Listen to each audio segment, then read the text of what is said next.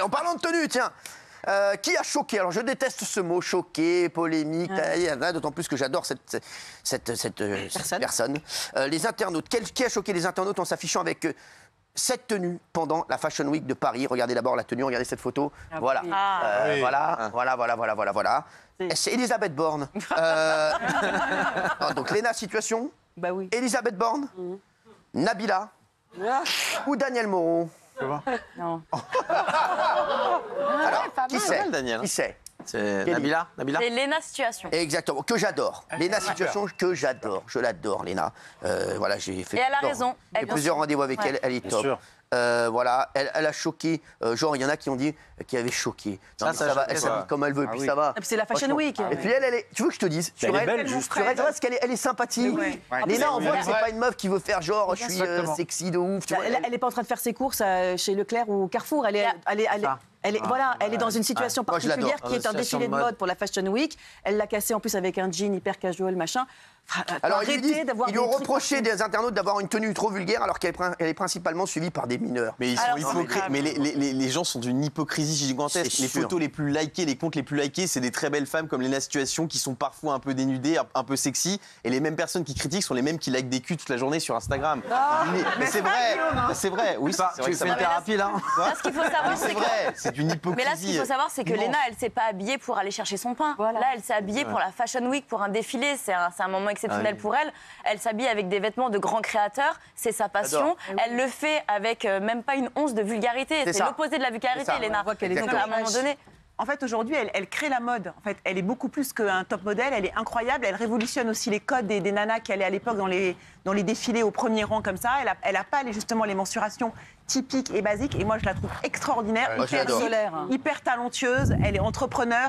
Elle crée plein de contenus. Elle est juste extraordinaire. Voilà. Alors, il y a cette tenue et voilà, il y a l'autre tenue qui a choqué. C'est celle-là parce que regardez, elle avait mis aussi une veste avec un. Voilà, c'était celle-là. Oui. Franchement. Et quand Rihanna l'a fait, on n'a entendu aucun Français dire quoi que ce soit. Franchement, ça passe. Il faut juste pas laisser son manteau au vestiaire. C'est ça. Mais voilà, c'est bon, merci. Se battent pour l'habiller. Hein. Vous réagissez trop là, les chéris. Vous êtes sympas, mais boulot. Ok. Aujourd'hui, c'est moi. La semaine dernière, c'était qui pour. Aujourd'hui, c'est moi qui suis retour. Donc, Polo, Lastico. Voilà, merci. Oui. Non, mais je disais, tout le monde critique alors qu'on a vu, je sais pas, la Fashion Week à New York, des gens défiler avec des slips souillés. Ça choque personne. Moi, je le fais tous les week-ends. Mais oui, tous les week-ends, mais voilà. Ça choque personne, c'est la Fashion. Non ? Non, mais si. Mais bon. Écoute, on en reparlera, ma chérie. Monsieur réagit. Écoutez cet audio d'un policier. A fortiori, après en avoir parlé avec les collègues du SPIPA, vous foutez de ma gueule. C'est le policier le plus mal fait de l'histoire des audios. Pourquoi a-t-il dit ça après un contrôle d'alcoolémie? Un homme a sorti une carte Joker. Une femme a simulé un accouchement pour éviter une amende. Un homme a mis l'éthylotest dans ses fesses pour souffler. Ou une femme s'est faite passer pour Brigitte Macron. Ah, je sais.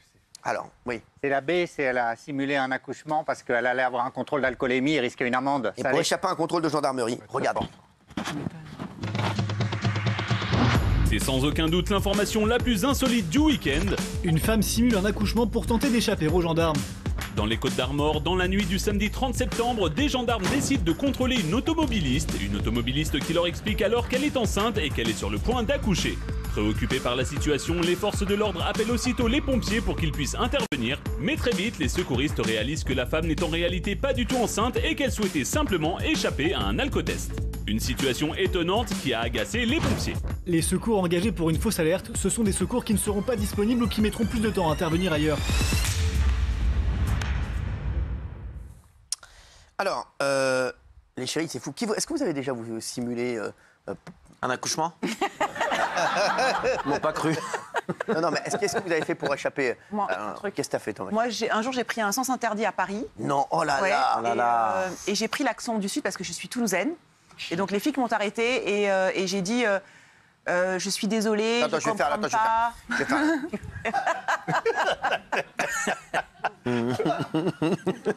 T'es sur ma côté, pas du véhicule, s'il vous plaît. Vous arrêtez le moteur. Bonjour monsieur, je suis désolée, je viens de Toulouse. Je comprends pas trop comment ça se passe. Toulouse Toulouse, la ville bleue.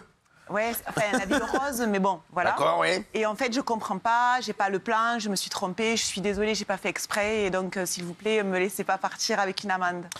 Là, ce qu'on va faire, c'est dans un premier temps, vous allez voir le PJ de nuit. Non, et donc ils t'ont laissé partir. Ils m'ont laissé partir, ils ont été absolument adorables, et très compréhensifs. J'ai rien vu d'aussi fort depuis la gloire de mon père. Bravo. On a pris plein la gueule. Tu vois que ça te va bien. On a pris plein la gueule. Ça te va bien. Fais gaffe que je te prenne pas ton chéquier. Gilles, alors moi, on m'avait prêté une Ami 6. Vous vous souvenez de l'Ami 6? C'est une vieille voiture quand j'étais jeune. Ça vous dit quelque chose, l'Ami 6? C'était une super vieille voiture. Ah ouais. Oui. Et donc, déjà, en fait, tu t'as mis une rassera à tout le monde. L'Ami 6. Et donc j'ai démarré avec l'Ami 6, mais comme je conduisais que depuis quelques mois, j'avais laissé la porte ouverte. Ouais. Et donc j'ai roulé et la porte s'est fracturée. Tu conduisais depuis quelques mois, mais tu savais qu'il fallait fermer les portes quand même. Ah non, j'ai oublié. Je pensais que les voitures roulaient les portes. Ah oui, je me suis trompé. Et donc la porte de l'Ami 6 s'est fracturée contre un arbre. Ah ouais, d'accord. Et j'ai toujours une belle vie, toi. Hein. C'est fou, hein. Ah ouais. Oui. Et alors? Et la porte de l'Ami 6 qui se fracture contre un arbre, en fait, il y a l'aile avant aussi qui tombe parce que tout était lié. Et donc, avec mes parents, je leur ai dit qu'on avait été attaqués, que j'avais été attaqué par des gens. Il a fallu aller faire une fausse plainte au commissariat. Ça vous intéresse pas du tout ce que je raconte. Vous voulez que je vous dise la vérité? Oui. Non.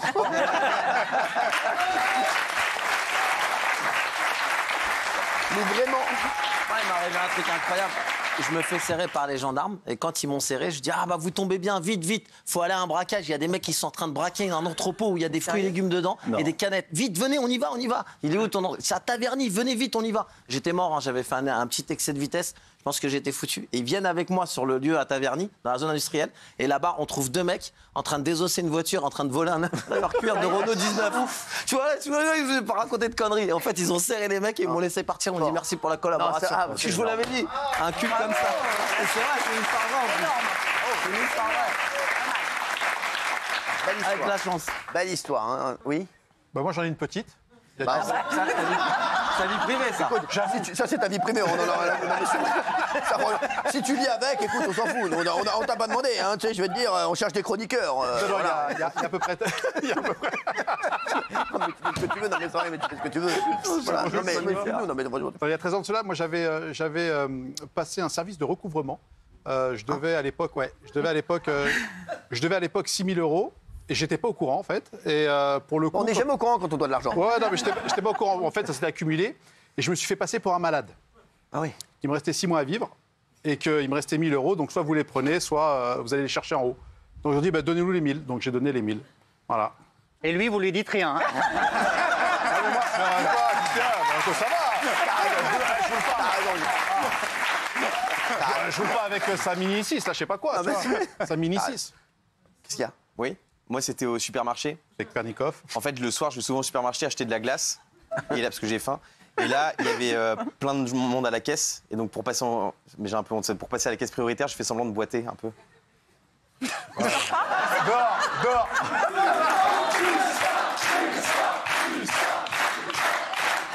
Et vous l'avez compris, c'est mieux pour tout le monde. Allez.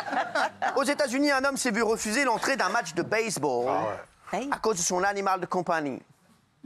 Mais qu'est-ce que c'était, son animal de compagnie? Un alligator nommé Wally, un cochon nommé Piggy, un serpent nommé Sneezy ou un pigeon nommé Guigui. Qu'est-ce qu'il avait? La réponse A, un alligator. Exactement. C'est très connu, cette histoire. Alors, et c'est un truc de fou. Un supporter de l'équipe de baseball de Philadelphie s'est vu refuser l'entrée du stade à cause de son animal de compagnie. En même temps, donc je vous le dis, c'était un alligator en laisse. Donc on peut comprendre, mais il faut savoir que ça arrive de plus en plus, hein, les NAC, les nouveaux animaux de compagnie. Ouais, ça, l'alligator, c'est pas un NAC. Si, c'est un NAC. C'est un NAC. C'est plus qu'un NAC. Ça mange des gens, un alligator.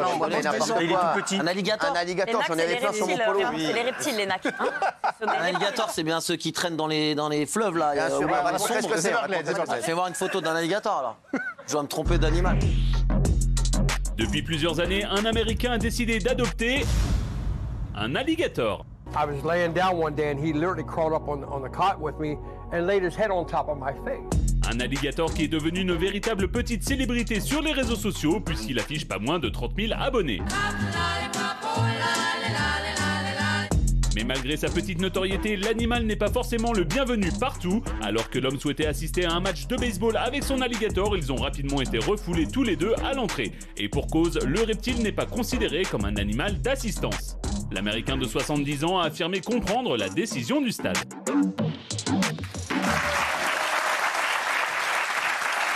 oui. Un alligator, oui. Moi, je suis révolté par cette décision. Non, mais moi, je peux pas te calmer, il est 19h23, t'as encore 2 heures d'émission. Calme-toi, donne pas tout de suite, frérot. Non, mais on n'est pas d'accord. Il a acheté cet alligator, il l'a adopté à Orlando après la mort de 3 amis. Pour lui, c'est un antidépresseur, c'est sa sauvegarde, Wally. Alors, quand il n'a pas Wally, il est malheureux, il va mal. Ah, donc toi, t'es... Ah ouais. Moi, je voulais qu'il puisse aller avec Wally parce donc qu'il toi, t'aurais été assis à côté de l'alligator quand c'est ça. J'aurais dit bonjour, monsieur. Tu aurais mâché les couilles, tu verrais. Au milieu du match, comme un chewing-gum, tu vas voir. C'est quoi maintenant là? C'est les couilles à Vernet. Au final, il l'a quand même. Vous vous souvenez, Cyril, je vous avais dit Parce qu'il en reste. Vous vous souvenez, Cyril, je vous avais dit qu'on pouvait avoir donc des animaux qui sont des soutiens émotionnels dans les avions. Ouais. Donc, et il y a maintenant moi, le seul qui prend la main avec moi, c'est Raymond. Parce qu'il fait.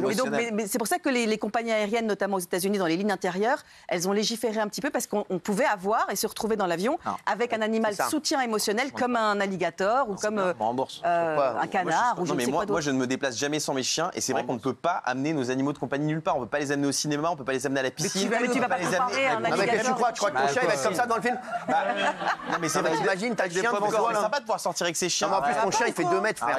Mais pas du tout. Non, mais en vrai, c'est un support émotionnel et les chiens. Ton chien, c'est un truc de ouf. Il chie des boules de bowling. C'est vrai en plus. Je rêve d'un monde où on pourrait cohabiter dans la bonne humeur avec les animaux. Les gens peuvent venir avec leurs chiens. Et regarde des chiens chez toi avec ton chien. Dans la savane. Non, mais les pauvres, ils sont enfermés, il faut les laisser vivre. Mais t'as qu'à pas avoir de chien. T'as qu'à pas avoir de chien. Non, moi j'aime les chiens. Va habiter en forêt. Mais t'as pas l'impression de galérer avec les êtres humains déjà? Non, mais sérieusement, en fait, même dans des grandes villes en France, on ne peut plus sortir les chiens dans des parcs. Oui, là, il a raison. Il a raison. Il y a des chats, ça devient une galère. À Paris, par exemple, il y a des amendes. T'as des pitbulls et des rottweilers. On les met tout. Non, pas que. Pas que, c'est déjà beaucoup. T'as quoi comme chien? J'ai un Rottweiler, un Golden, un Labrador. Prends un alligator, c'est pareil. Minnie, Winnie et Donald. S'ils nous regardent, je les embrasse. Regarde. On s'en fout. Non, mais ça, c'est abusé, un alligator. Une histoire. Oui, qu'est-ce qu'il faut dire? Oui, madame. Bah écoutez, madame, moi je vais rester à côté de moi, assise dans un public, je serais morte de trouille, donc c'est normal qu'il n'ait pas le droit d'amener son alligator. Tout la fait rire, tout la fait rire. Non, mais j'adore. il y a un alligator assis à côté de toi, enfin c'est hyper dangereux ça. Et des fois, moi j'en ai. Mais non, c'est un animal sauvage qui te dit qu'il va pas te mordre. Au final, il l'a maltraité parce que comme il n'a pas pu rentrer dans le stade avec, alors qu'il était invité par les joueurs. Les joueurs l'avaient invité, comme il est renommé. Il a pas de muselière. Et donc il a laissé son alligator dans le coffre pendant tout le match. Non. Si. Non, il est rentré. Non, il a mis. Il a dû faire un aller-retour. Il a mis l'alligator. Travaille tes dossiers. Il a mis l'alligator dans le coffre pour rentrer chez lui. C'est du shopping, ça. Il a ensuite chez lui, il a fait ce qu'il avait à faire et à la fin du match, il y est retourné hors public. Ah oui, donc Oui, mais le problème c'est que les joueurs ils l'ont invité pour l'alligateur et pas pour lui. On va se dire la vérité. Ils s'en foutaient complètement du gars. Il a un compte l'alligator, c'est Wally Gator. Voilà, c'est ça. Ah, pas mal. Ah ouais. Jeu de mots. Fort Insta. Et il adore regarder la télé. On va plus oser parler, je Il regarde une émission sur les chasseurs d'alligators, au secours des alligators. Il adore ça, il est comme ça. C'est vrai. C'est vrai, hein. Moi, je peux plus vous blairer. Je vous dis, on est lundi. Non, mais on est lundi. On est lundi, 19h26, je peux déjà plus vous blairer. Donc imaginez, on en est. Non mais sans déconner, c'est insupportable. C'est insupportable. Moi je peux plus. Je vous le dis, je peux plus. Ah, vous avez vu ça? Est-ce qu'on peut avoir la première question? Une nouvelle salle de concert a été inaugurée à Las Vegas. Elle est unique en son genre, vous allez voir pourquoi. Elle est sous l'eau. Il y a une roulette et un croupier sous chaque siège. Elle est assez grande pour contenir toutes les punaises de lit de la ligne 8. Où elle n'est faite que d'écrans géants, cette salle. C'est une nouvelle salle qui a été inaugurée à Las Vegas. Qu'est-ce qui se passe? Oui, Benaïm. Elle n'est faite que d'écrans géants. Eh ouais, alors vous allez voir, c'est un truc de fou. Et c'est bon, merci. La musique. Le mec est arrivé au boulot. Oui, entrez, oui. Oui, qui me demande? Oui, j'arrive dans 2 petites minutes, s'il vous plaît, je suis en clientèle. Ça suffit maintenant.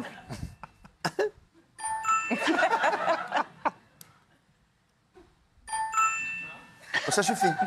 Je vais venir en régie, je vais vous foutre la sonnerie dans le cul. À Las Vegas, le groupe U2. Donc U2, avec Bono, que j'embrasse d'ailleurs, j'adore ce mec, j'embrasse. Vous l'embrassez? Bah bien sûr, Bono. Il vous connaît? Je connais hyper bien. Bono, il vous connaît? Bono? Ouais, Bono. Bien sûr que Bono. C'était votre voisin lui aussi? Non, je connais hyper bien Bono, le gars de U2, celui qui chante YouTube. Vous êtes en vacances avec lui. De Bono, d'où je le connais? Oui. De Kinder Bono.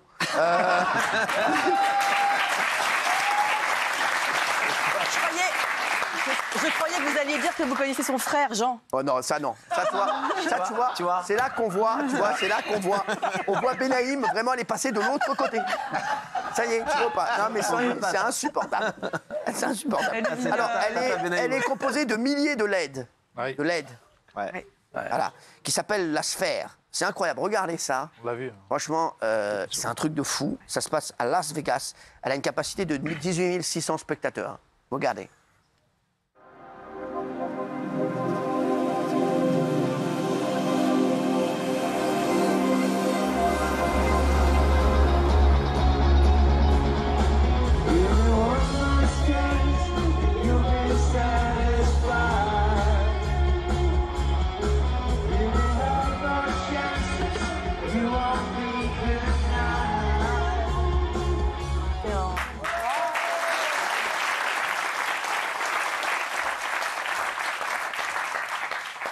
Ça me rappelle la circoncision de mon fils. Ouais. Non, c'est exceptionnel, ça coûte beaucoup d'argent. Ils ont payé 2 milliards pour le faire. Non. 2 milliards de dollars. Oh. Ouais. C'est 400 $ la place en moyenne et chaque concert ça coûte 1 million d'euros juste pour la mise en scène du spectacle. C'est un truc ça va augmenter les prix. incroyable. Mais en mise en scène, c'est incroyable. incroyable. C'est très très beau. C'est très très beau. Oui. C'est le propriétaire du Madison Square Garden à New York qui a fait ça. Il y a quand même une petite polémique sur l'empreinte carbone et le nombre de LED. Ah oui, à Las Vegas, l'empreinte carbone. Frère, alors tu fais plus rien. C'est n'importe quoi. Parce que ça coûte beaucoup moins cher que de créer des vrais décors. Ça coûte moins cher de faire des LED que de créer des vrais décors. Mais toi, ça te dérange ça? Ah oui. Bah, ça me dérange, bien sûr. Mais moi, c'est toi qui me dérange. T'as des LED plein la tête. Tu les stockes pas, les décors, tu les crées pas, ça coûte beaucoup moins cher. En même temps, c'est à Las Vegas, il n'y a plus de respect à ce niveau-là. Enfin, on s'en fout, quoi. Toi, qu'est-ce que 1,2 million de LED pour une salle de concert, alors qu'on parle d'économie d'énergie, que ça coûte cher l'électricité. Et c'est personne là-bas. Qui parle de ça? Les écolos ici qui Las Vegas, c'est la ville de la démesure. Vas-y, parle-lui, Raymond. Qui parle d'écologie? Moi. Les deux écolos qui sont venus se coller les mains à la porte de Saint-Cloud, mais les autres, ils en ont rien à foutre, je veux dire. Non, mais c'est vrai. C'est pas tes deux potes écolos qui viennent se coller les mains à la porte de Saint-Cloud qui vont sauver le monde, hein, parce qu'à Las Vegas, Pierrick et Jeannette, ils en ont rien à carrer. Hein. Ils sont encore en train de faire leur truc, et en Chine, c'est pareil. Hein. Justement. Quand on aura compris que la France ne peut pas sauver le monde, la France, tu vois ton slip. Tu vois ce qu'il y a dedans. Eh ben voilà, tu vois. Je t'explique. Cacahuète. Voilà, on a une cacahuète, exactement, tu vois. Tu veux que je te dise? Un Choco-Pops. Voilà, tu veux que je te dise? On a un Choco-Pops dans le monde. Donc tu crois vraiment que la France, elle va sauver le monde parce qu'il y a deux gars qui vont se mettre les mains sur la porte de Saint-Cloud pour arrêter de BX Leader? Non mais arrête un peu là. Redescends. Arrête. Tu sais quoi? Arrête parce que mon chéri, je t'adore. Oui. Mais tu fais fausse route. Kiffe ta vie. Vous dites que je te dis. Va chercher Fatou.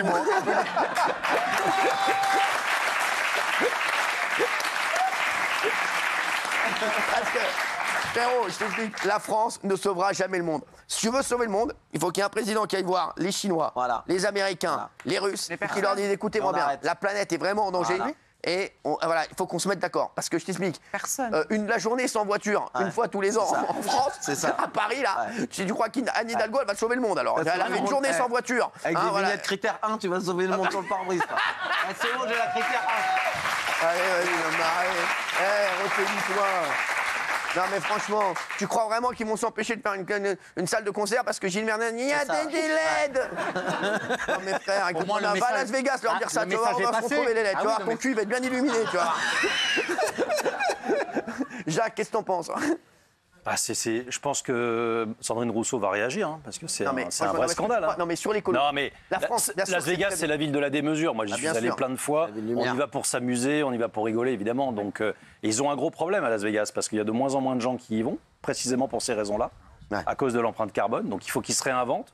Et si, en fait, l'empreinte carbone est moins importante avec ce type d'initiative, je trouve ça très bien. Non, au contraire, Vegas, c'est de plus en plus plein à craquer. Les hôtels, les casinos. Non, ils ont connu un passage à vide énorme, pendant 2 ans ou 3 ans. Miami, Vegas, il y a même la Formule 1 et tout de Miami, la folie. C'est une folie absolue. Miami, je t'explique, ils font des hôtels, frère. C'est pas de la lumière qu'ils font. Je peux te dire. Et il fait 50 degrés, il y a la clim en permanence qui fait 15 à 16 degrés. Donc effectivement, nous, nos combats sont dérisoires. Elle a raison. Nous, en termes de pollution, la France, on est moins d'un pour cent. Tu vois ton slip? Non, mais je te jure, mon chéri, et je te dis ça parce que je t'adore. Mais donnons l'exemple. On les donne l'exemple. Ils savent même pas qui on est. Vraiment qu'on donne l'exemple de quelqu'un. Va aux États-Unis, tu vas leur demander, tu vas aux États-Unis, tu vas leur dire qui est le président de la France. Ils savent pas. Mais Si bien t'en sûr. as 1 sur 10 qui te le donne, Ils savent pas. Hein. je te coupe ce qu'il y a dans le slip et je te mets dans les cornflakes. Et c'est simple, la plupart des Américains, ils pensent que la France est une ville. Bon, j'aurais faim à 11h. Mais bon. Mais quoi, mais c'est vrai, non, mais... La plupart des Américains pensent que la France est une ville. Oui. Donc là, tu la pourrais presse, faire on de t'a dit, plus. qu'est-ce que t'as à dire? Je dis que c'est un scandale, cette salle, cette sphère, avec des millions de LED, alors que tous, nous devrions faire des efforts. Les Américains le premier. Mais Raymond, faut pas renoncer, faut leur dire aux ricains. Je renonce arrête pas, ton j'arrête frère. pas d'être taxé toute l'année, je renonce pas, je fais tout ce qu'on me dit de faire. J'achète un sèche-linge, je prends 4 € de taxe éco, j'ai une voiture, je prends des taxes sur une carte grise. Je fais tout ce qu'on me dit de faire. Sur les voitures, je dis tout ce qu'on me dit de faire. Mais sur les voitures, voilà, là, il va y avoir en 2024, sur des voitures à gros moteur, moi je ne suis pas concerné, mais non mais je vous le dis, même pas gros moteur. Tu pouvais acheter une grosse voiture même pas gros et tu avais 50 000 € de taxes. Ouais. En plus, ça veut dire que la voiture, tu avais 50. Et là, ça pourra aller jusqu'à 100 000 €. Comment tu veux que les mecs achètent une grosse voiture? Ça veut dire même le marché des voitures de luxe, terminé. Frère, rideau, merci, fini. Tu as 100 000 € de taxes. Moi, pourquoi je pense à ça? Il y a plein de vendeurs qui m'ont dit, Cyril, on va mourir. Bien sûr. Terminé, rideau, on est mort. Qui c'est qui va acheter une voiture avec... Tu t'achètes déjà le prix de la voiture qui coûte une blinde, et en plus, tu as 100 000 € de taxes. Mais même pas sur les gros moteurs. Sur des SUV, tu as 4-5 000 € de taxes de carte grise. Alors, ils ont fait un truc encore plus malin que les écolos parlent jamais. Ils mettent des batteries à 60 km d'autonomie. Une grosse batterie que tu traînes derrière, un cadavre que tu traînes derrière, comme ça, t'es écolo. Alors, on te dit, la carte grise, c'est plus 50 000 €, c'est 1 €. Sauf que tu la charges jamais, ta batterie. Donc, tu transportes une batterie à vide, tu passes en essence et tu consommes et tu pollues encore plus. C'est ça qu'il faut expliquer aux gens. Et en avec plus, vos conneries on ne peut pas les d'écolo. recycler, ces batteries. Et on ne peut pas les recycler, on ne sait pas quand. Voilà. Donc en fait, on pollue encore plus. Qu'est-ce que t'en penses de tout ce qu'on a dit là? Je pense que les Américains, avec leur sphère, ils sont hors sol. Donc vous, c'est bien, vous faites vos petits trucs là, Raymond, avec ses sèche-linges. Tu crois que tu vas sauver le monde, toi? Visiblement plus que vous tous. Bah non, toi, franchement, tu vas couler le monde, je vais te dire. Occupe-toi des gens, mais occupe-toi déjà de... Non, mais les écolos, Cyril, ça va pas à Paris. Ça va, c'est du spectacle, il faut vivre un peu, arrête Mais un le peu. monde entier hors sol, alors à t'entendre Gilles. Bah, bien sûr, mais bien sûr. Le seul qui est au sous-sol, c'est lui, c'est tout. Alors on va se retrouver dans un instant avec les 3 infos du jour, les chéris, et Gilles reste avec nous. C'est bien le meilleur, même s'il dit que des conneries.